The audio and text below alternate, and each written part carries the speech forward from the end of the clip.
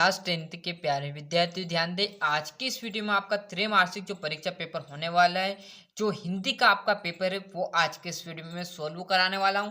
यदि आपको वास्तव में पूर्णांक 75 में से 75 चाहिए तो आप इस पूरे पेपर को अच्छे से याद कर कर चले जाइएगा। क्लियर है? मैंने पूरे यहाँ पर रिक्त स्थान, सही विकल्प और सही जोड़ी, एक वाक्य, सत्य से सत, सभी के यहाँ पर क्वेश्चन आंसर मैंने लिख दिए। बस आप तो बढ़िया से समझेगा, याद करिएगा, है ना। देखिएगा, पहला प्रश्न है, उद्धव ने गोपियों को क्या संदेश दिया था। मतलब जो उद्धव थे योग साधना का। क्लियर है? छायावाद के प्रतिनिधि कवि हैं, मतलब छायावाद के जो प्रसिद्ध कवि हैं वो जयशंकर प्रसाद हैं। क्लियर है? संचारी भावों की संख्या हमेशा कितनी रहेगी? 33 मानी जाती है। यदि गद्य कवियों की कसौटी, यहाँ कथन किसने कहा था? तो आचार्य जी ने क्या कहा था है कि गद्य कवियों की क्या है, एक कसौटी है ना। नेताजी का चश्मा पाठ की विधा है। मतलब जो नेताजी का चश्मा है वो पाठ है, वो किस पे है? कहानी है, नाटक है, एकांकी है, तो क्या है, एक वो कहानी के रूप में है। क्लियर है? मन्नू भंडारी के किस व्यवहार से तंग आकर प्रिंसिपल ने उनके पिता को बुलाया था? तो आंदोलनकारी, मतलब मनु भंडारी ने क्या कर दिया था? आंदोलन खड़ा कर दिया था। उसके कारण क्या हुआ था? उनके पिताजी को प्रिंसिपल ने बुलाया हुआ था। क्लियर है? तो ये एक वाक्य के टिक मार्क लगा दिए। यहाँ से रिक्त स्थान देखिएगा, है ना। कवि के सरल स्वभाव के कारण ने धोखा दिया था। तो मतलब उनका क्या था? एक भोला स्वभाव था, है ना। जितना आप समझोगे ना उतना अच्छे समझ में आ जाएगा। क्या था? जो जो कवि थे ना, उनका बहुत ही सरल स्वभाव था। क्लियर है? इस कारण से क्या, वो मित्र थे उनके, वो उनसे क्या करते थे? धोखा करते थे, छल करते थे। क्लियर है?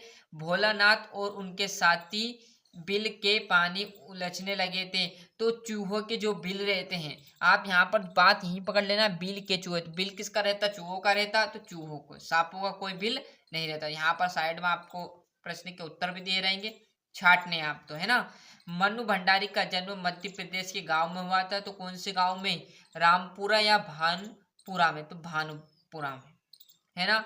छंद के प्रकार होते, छंद के दो प्रकार होते हैं, वार्णिक छंद और मात्रिक छंद। क्लियर है? और सूर्य की भक्तिन डेड भाव की थी, तो साक की भाव की थी, है ना। और लास्ट बचा है, बाल गोविंद भगत कबीर के ही गीतों गाते और उन्हीं के आदर्श पर चलते, है ना। तो रहीम और कबीर, तो बाल गोविंद जो भगत थे वो कबीर के थे। क्लियर है? यहाँ से इसका भी अच्छे से स्क्रीनशॉट ले लीजिए, बाकी मैंने टिक मार्क लगा दिए हैं। और सही जोड़ी देखिए, कामयानी, जो कामयानी है वो महाकाव्य था। क्लियर है? और सूर्य के पद, मतलब सूरदास जी। उत्साह निराला, और निराला की बात करूं तो अठ नहीं रही है ना। राम लक्ष्मण परशुराम संवाद है, तो क्या है? तुलसीदास जी का क्या है? राम लक्ष्मण परशुराम संवाद है। और लास्ट आपका आत्मकथ्य है, तो आत्मकथ्य क्या माना जाएगा? जयशंकर प्रसाद, है ना। तो ये आपका सही जोड़ी में देख लीजिएगा तीसरा। और जैसे यहाँ पर मैं पेज पलटूंगा तो आपका जो एक वाक्य और सत्यासत्य वो भी मैंने भर दी है। मतलब कम टाइम में आपको पूरी चीजें प्रोवाइड होंगी। आत्मकथा कविता पहली बार हंस कविता में प्रकाशित हुई, मतलब सत्य बात है। बाल गोविंद भगत के गीत में प्रभु मिलन का भाव होता, भैया बिल्कुल सत्य बात है। जब वो गाते तो ऐसा लगता है कि भगवान स्वयं चलकर आ रहे हैं, ये भी सत्य रहेगा। रामचरित्र मानस एक खंड काव्य, ये बात गलत है, क्योंकि रामचरित मानस बहुत बड़ा है और बहुत बड़े में क्या आता? महाकाव्य आता। पर यहाँ तो खंड काव्य छोटा रहता है और रामचरित मानस बड़ा है। तो रामचरित मानस एक खंड काव्य है, तो गलत है, क्योंकि रामचरित्र मानस तो क्या है? बड़ा है, मतलब महाकाव्य है। परंतु यहाँ क्या दे दिया? खंड काव्य। तो इसलिए ये बात गलत हुई। एकांकी में 4 अंक होते हैं, ये बात भी गलत होती है। क्यों? क्योंकि एकांकी एक शब्द से मिलकर बनी होती है, उसे एकांकी कहते हैं। तो एकांकी में एक शब्द होता है, एक अंक होता है। क्लियर? 4 अंक नहीं होते, एक अंक होता तो बात सत्य होती। जहाँ दोनों पद प्रधान हुआ द्विगु समास, ये भी बात गलत है ना। और एक वाक्य देखिएगा, सूरदास भक्तिकाल के किस शाखा के कवि हैं? तो कृष्ण भक्ति शाखा के। किस शाखा के? जो सूरदास जी थे वो कृष्ण भगवान के क्या थे? अनन्य भक्त थे, मतलब उनके बराबर उनका कोई बड़ा भक्त नहीं था। किसके? सूरदास जी किसके थे? श्री कृष्ण के, है ना। रामचरितमानस का प्रमुख छंद कौन सा है? तो चौपाई क्या है? प्रमुख मानी गई है। आधुनिक हिंदी गद्य विकास किस युग से प्रारंभ हुआ? भारतेंदु युग। स्वयं के लिए और शस्त्र भाव कौन था? ये आप देख लेना, है ना। और यहाँ से देखिएगा छठे क्वेश्चन से आपके 2-2 नंबर के व्याकरण के क्वेश्चन होंगे। तो इन क्वेश्चनों को कैसे याद किया जाएगा, तो इसके लिए एक मैंने प्लेलिस्ट पहले से तैयार कर दी है। व्याकरण की मैंने क्वेश्चन डाले थे गर्मी में, वो साथ में अभी से 2-4 माह से मैं डाल रहा हूँ, जब से आपकी स्कूल चालू हुई। जिस विद्यार्थी ने देखा उसे पता होगा, और जिसने नहीं भी देखा है तो घबराना नहीं।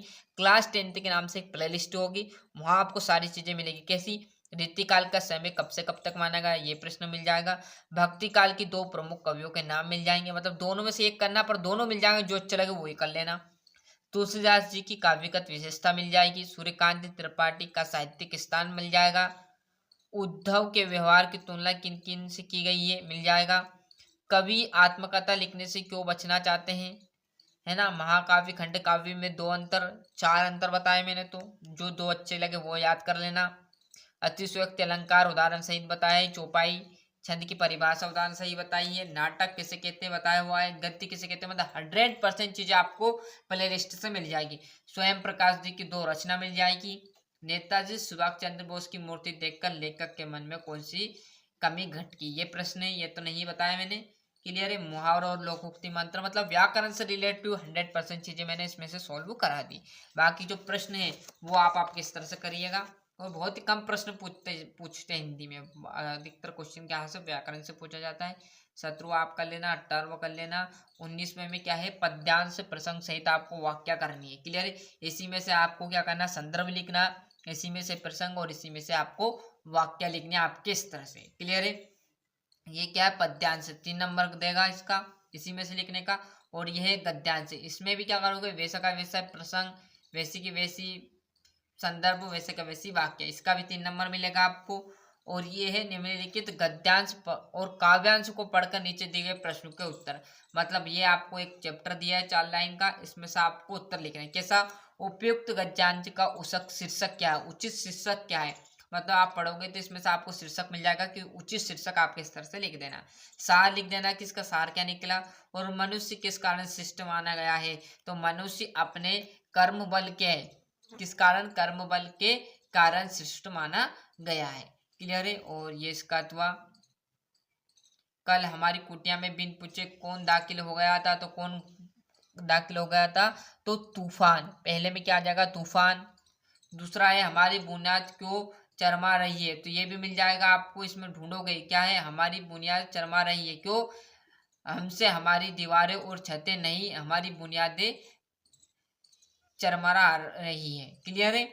तो इसमें आ जाएगा, क्या आ जाएगा, दीवारें और छत। तीसरा है बुनियादी चरमारे से कवि का क्या तात्पर्य, ये देख लेना।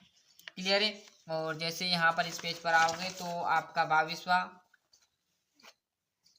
लाउड स्पीकर बंद करने हैं तो आवेदन देना है, और ये भी आपको दोनों मिल जाएंगे। और निबंध जो कि आपने कर रहा होगा क्लास 9th में, और नहीं करा तो क्लास 10th में कर लीजिए, क्योंकि आपको त्रैमासिक, अर्धवार्षिक और वार्षिक में भी मदद देने वाला है। तो इस प्रकार मैंने आपको जो हिंदी का पूरा पेपर था वो पूरा अच्छे से समझा दिया है, अच्छे से पूरा स्क्रीनशॉट भी ले लिया होगा आपने। और एक विशेष सूचना ये थी कि आप 9th 10th 11th 12th के सभी पेपर डर रहे, कोई भाई 9th 10th 11th या 12th में हो तो उन्हें चैनल की लिंक जरूर पहुंचाए, जिससे वो भी टॉप कर सके पेपर देखकर। क्लियर है। 9th से लेकर 12th तक के पेपर प्रोवाइड होंगे और ऑल सब्जेक्ट के होंगे। क्लियर है। तो इस प्रकार अच्छे से स्क्रीनशॉट ले लिया। मिलते हैं इसके नेक्स्ट वीडियो में।